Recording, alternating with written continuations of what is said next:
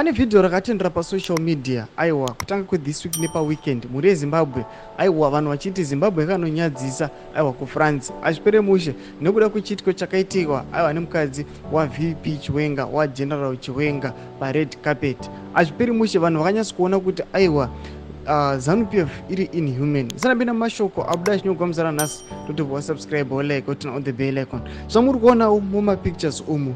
Video iri rinoratidza aiwa mukadzi waGeneral Chiwenga aiwa achibvisa chinhu vanhu vamwe vasitomuziva kuti chii achikanda pared carpet, but surprisingly vanhu vanosvikewo vachiona president veikoko vachisvika vachichisimudza ivo zvavo vangonokanda ngatimboiti ilita pared carpet, and then tobva taona president wekosvika achisimudza akatopererwa. Pana kuti unafanza emeri anoyanyora achiti if you look carefully is the price tag for her new shoes that's now sticking to a red carpet, so she tries to quickly remove it because it's impeding her ability to walk.